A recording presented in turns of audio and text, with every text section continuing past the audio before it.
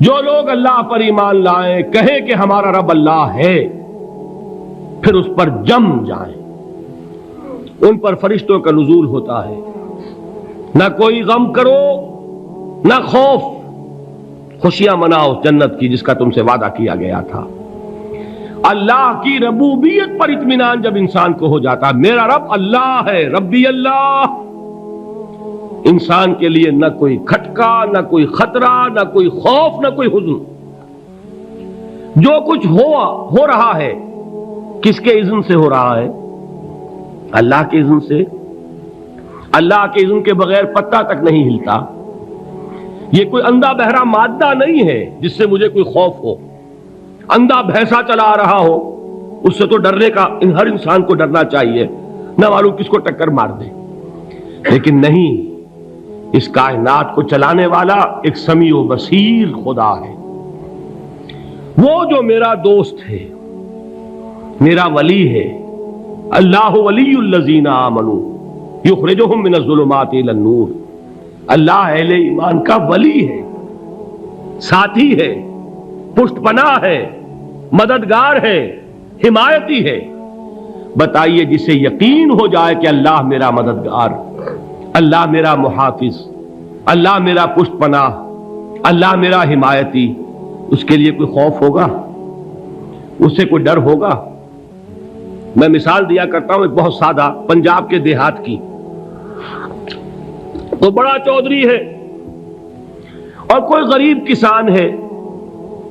اس غریب کسان کے جانوروں کو ہر وقت اندیشہ ہوگا چوری کا، کوئی میری بھینس کھول کر نہ لے جائے، کوئی میرا بیل کھول کر نہ لے جائے۔ لیکن جس کے بارے میں یہ سب کو معلوم ہو کہ وہ جو بڑا چودھری ہے وہ اس کا دوست ہے، اس کی بچیا کو کوئی خوف ہوگا؟ اس کی بھینس پر کوئی ہاتھ ڈالے گا؟ اسے کوئی اندیشہ ہوگا؟ نہیں۔ کیوں؟ کہ وہ بڑا چودھری، بڑا اس کا یہاں کا سردار، جاگیردار، سب کو معلوم ہے وہ میرا دوست ہے، کوئی میرے خلاف اقدام نہیں کر سکتا۔ اس دنیا میں یہ چھوٹی سی بات اگر آپ کے دلی اطمینان اور سکون کا باعث بن سکتی ہے تو ذرا تصور کیجئے۔ میں لفظ تصور استعمال کروں گا صرف اس لیے کہ اس کا ہم جس کو کہتے ہیں ادراک اور شعور کر نہیں سکتے، اگر کے ساتھ کر سکتے۔ اگر یقین ہو کہ اللہ میرا مددگار اور یقین ہو کہ اللہ ہر آن میرے ساتھ ہے، پھر کوئی خوف؟ کس کا خوف؟ کوئی شے اللہ سے بالاتر ہے؟ کوئی قوت اس سے زیادہ طاقتور ہے؟ کوئی اس کے ارادے کو بدلنے والا ہے؟ کوئی اس کی مشیت کے آڑے آنے والا ہے؟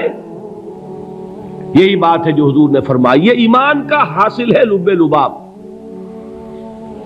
کہ دیکھو اچھی طرح اس بات کو ذہن نشین کر لو، اگر تمام انسان مل کر تمہیں کوئی نقصان پہنچانا چاہے نہیں پہنچا سکتے، مگر جو کچھ اللہ نے لکھ دیا ہو، اور تمام انسان مل کر تمہیں کوئی نفع پہنچانا چاہیں نہیں پہنچا سکتے، مگر وہ شے جو اللہ نے طے کر دی ہو۔ آپ پھر میں کہوں گا ذرا طاری کیجئے، اسے فرض کیجئے، اسے سوچئے۔ اگر اس حدیث پر ہمارا دل ٹھکا ہوا ہو تو کسی سے ڈر ہوگا؟ یہ مجھے نقصان نہ پہنچا دے، یہ میری رپورٹ خراب نہ کر دے، یہ میری انکریمنٹ نہ رکوا دے، یہ میرا یہ نہ بگاڑ دے، یہ میرا یہ نقصان نہ پہنچا دے۔ اس کا ڈر، اس کا ڈر، اس کا خوف، اس کی خوشامد، اس کے لیے جا کر طرح طرح سے اپنی عزت نفس کو ذلیل کروانا اس کے سامنے، یہ سب کچھ کیوں کرتا ہے انسان؟ جب سمجھتا ہے کہ اس کے ہاتھ میں میرا کوئی نفع ہے، اس کے ہاتھ میں میرے لیے کوئی ضرر ہے، یہ مجھے کوئی گزن پہنچا سکتا ہے، یہ مجھے کوئی نقصان پہنچا سکتا ہے، یہ میرا کوئی کام بنا سکتا ہے، یہ میری کوئی ضرورت پوری کر سکتا ہے، اسی کا نام شرک ہے۔ جہاں آپ نے یہ سمجھا کہ غیر اللہ کے اندر کوئی طاقت موجود ہے، وہی شرک ہے۔ بتوں سے تجھ کو امیدیں، خدا سے نومیدی، مجھے بتا تو صحیح اور کافری کیا ہے؟ شرک تو یہ ہے۔ جس پر بھی تمہیں یہ خیال ہے، کلمہ ہے یہ کلمہ سوم، لا حول ولا قوت الا باللہ، ذرا اس پر دل کو کبھی اگر آپ تصور کریں، پھر فرض کریں، دل ٹھک جائے اس پر، کوئی طاقت نہیں۔ یہی بات تھی جو شیخ عبد القادر جیلانی رحمۃ اللہ علیہ نے اپنی وصیت میں اپنے بچے سے کہی. 11ویں دینے والے ہیں، لیکن حضرت شیخ عبد القادر جیلانی کی وصیت اور تعلیمات کو کتنے لوگ ہیں کہ جانتے ہو؟ یہ جن مقامات تک پہنچے ہیں وہ کس چیز کی بدولت پہنچے؟ انہوں نے جو پیغام دیا وہ کیا تھا؟ اے میرے بچے، جس طریقے سے قرآن مجید میں حضرت لقمان کی نصیحتیں جو ہے نقل کر دی گئی ہیں، میں یہ عرض کروں گا بالفرض اگر قرآن حضرت عبد القادر جیلانی کے بعد نازل ہوا ہوتا تو شیخ عبد القادر کی یہ نصیحتیں بھی قرآن میں درج ہوتی. اتنی اونچی نصیحتیں ہیں. اے میرے بچے، اس حقیقت کو ذہن نشین کر لے، لا فاعل فی الحقیقت ولا مؤثر الا اللہ. اس کائنات میں نہ کوئی فاعل حقیقی ہے نہ مؤثر حقیقی ہے سوائے اللہ کے. کسی شے میں کوئی تاثیر نہیں اگر اللہ نہ چاہے. آگ جلا نہیں سکتی اگر اللہ نہ چاہے. پانی ڈبو نہیں سکتا اگر اللہ نہ چاہے. زہر ہلاک نہیں کر سکتا اگر اللہ نہ چاہے. کوئی چیز فائدہ نہیں پہنچا سکتی اگر اللہ نہ چاہے. تو در در پہ کیوں سر جھکاتے ہو؟ در در پر کیوں جبیں سائی کرتے ہو؟ سب کے سامنے کیوں ہاتھ پھیلاتے ہو؟ ایک اللہ سے مانگو. ایک اللہ کے سامنے زمین پر اپنی جبین رکھو. لا فاعل فی الحقیقت ولا مؤثر الا اللہ. نظر آتا ہے ہمیں کہ پانی پیاس بجھا دیتا ہے. پیاس بجھانے کی صلاحیت پانی میں نہیں ہے، اللہ کے اذن سے. کھانا بھوک مٹا دیتا ہے. بھوک مٹانے کی صلاحیت کھانے میں نہیں ہے، اذن رب میں ہے. دیکھیے یہی یقین تھا. حضرت موسیٰ علیہ السلام کا واقعہ یاد کیجئے. سامنے سمندر آ گیا ہے. قوم دیکھتی ہے پیچھے کہ گرد و غبار کا طوفان ہے. معلوم ہوا کہ فرعون اپنے لشکر سمیت آ گیا ہے. لشکر جب چلتا تھا تیز رفتاری کے ساتھ تو گرد و غبار کا جو طوفان اٹھتا تھا اس کا تصور کیجیے. اور لمحہ بلمحہ وہ قریب آ رہا ہے. پوری قوم نے کیا کہا؟ اے موسیٰ انا لمدرکون. اے موسیٰ ہم تو پکڑے گئے. قرآن مجید نے تو یہاں وہ باتیں نہیں لکھی ہیں، لیکن تورات میں یہ درج ہے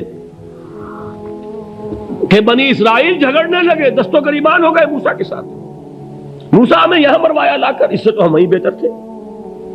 وہاں کھانے کو ملتا تھا، زندگی تو تھی، بیگار ہم کر رہے تھے، موت تو نہیں تھی. اب جو کچھ ہوگا اس کا تصور کرو، جس طریقے سے ہمارے ٹکڑے اڑائے جائیں گے. تو لڑ رہے ہیں حضرت موسیٰ علیہ السلام سے. یہ تورات کی تفصیل ہے. قرآن میں صرف اتنا آیا ہے، پریشان ہو کر انہوں نے کہا انا لمدرکون.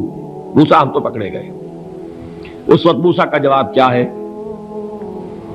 کلا ان معی ربی سیہدین. نہیں، میرے ساتھ میرا رب ہے، وہ راستہ دے گا. بتائیے کہاں راستہ نظر آ رہا ہے؟ یہ ہے ایمان بالغیب. راستہ نظر نہ آئے تب اللہ پر یقین ایمان ہے. جیب میں پیسے ہوں اور تب دل کو اطمینان ہے تو ایمان کس پر ہوا؟ پیسے پر، اللہ پر نہیں. جب وسائل و ذرائع نہ ہو اور پھر یقین ہو کہ اللہ مسبب الاسباب ہے، وہ اسباب کا پابند نہیں ہے، وہ اسباب کا محتاج نہیں ہے، اسباب اس کے محتاج ہیں. اگر یہ یقین ہے تو اللہ پر ایمان ہے.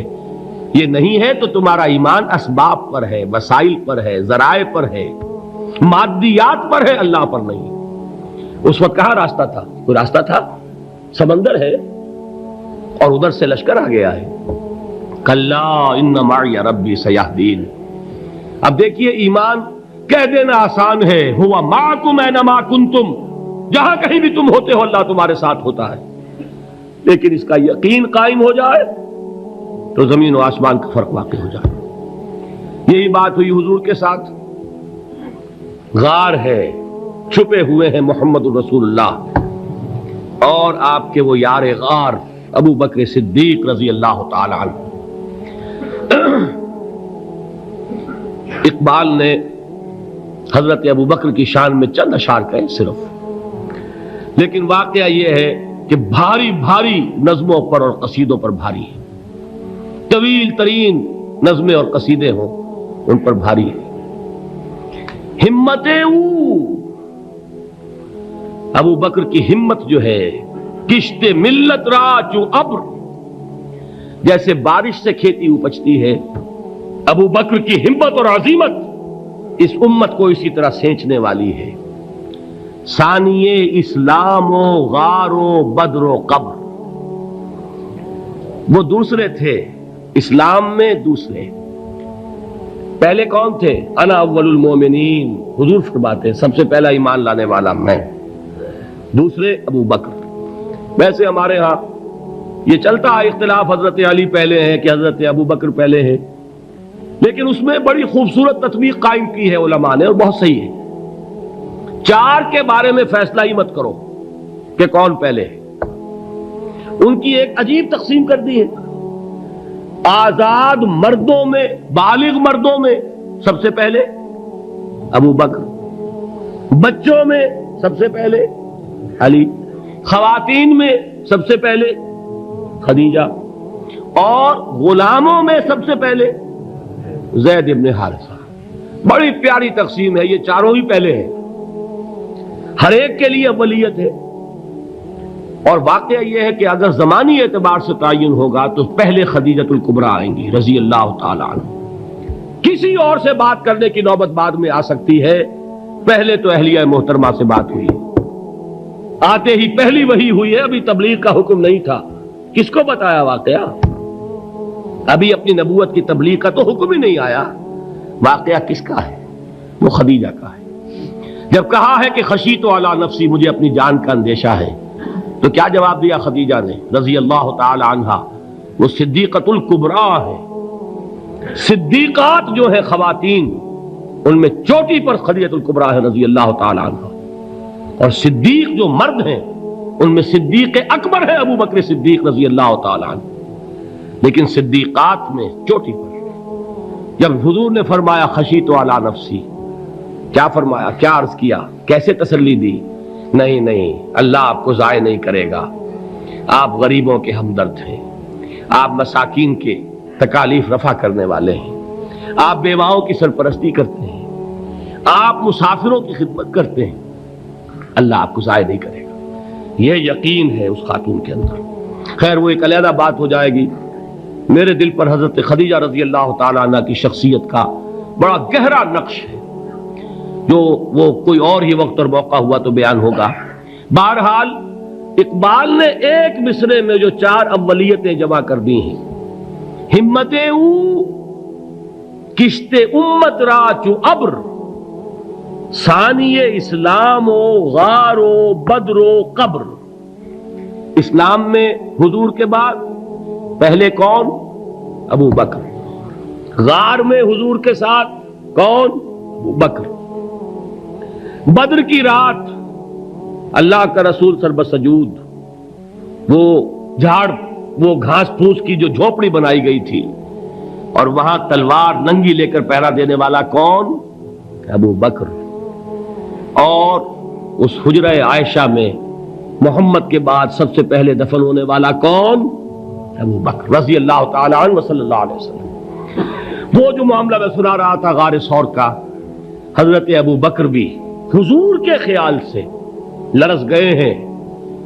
آپ کو یاد ہوگا کہ جا کر پہلے تمام جتنے سوراخ تھے انہیں بند کیا ہے، ایک سوراخ رہ گیا تھا جس کو بند کرنے کے لیے کوئی کپڑا نہیں تھا، وہاں اپنی ایڑی رکھی ہے، تب کہا ہے حضور سے تشریف لائیے، اور اپنے زانو پر حضور کو لٹایا ہے، اور وہاں کسی موذی جانور نے کاٹا ہے، حضور کی آنکھ لگ گئی تھی اس وقت، اس بل کے اندر جو بھی بچھو ہے کیا ہے واللہ عالم، اس نے کاٹا ہے، اس کی تکلیف کی وجہ سے ابو بکر کی آنکھوں سے آنسو ٹپک گئے، حضور کے چہرے مبارک پر پڑے ہیں، تو حضور جاگے ہیں، معاملہ کیا ہے؟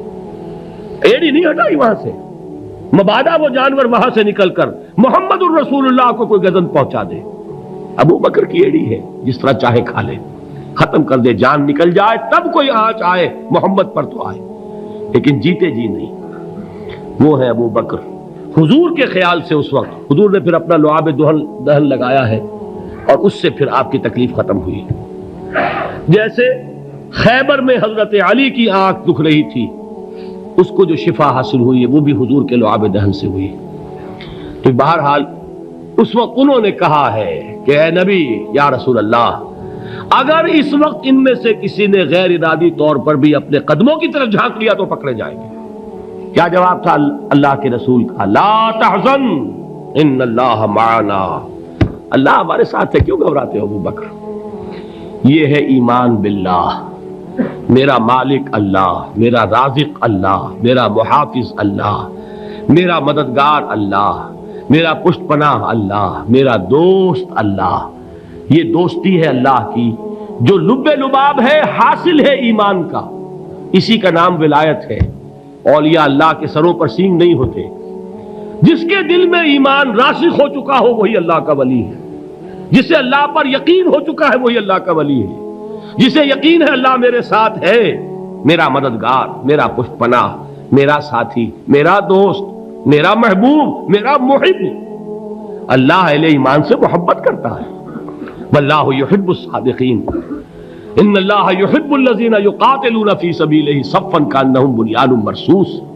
اللہ محبت کرنے والا، اہل ایمان محبوب، اور اہل ایمان محبت کرنے والے اللہ محبوب۔ والذین آمنوا اشد حبا للہ۔ آپ تصور کیجئے جسے یہ رشتہ ایمان یا رشتہ ولایت حاصل ہو جائے، الا ان اولیاء اللہ لا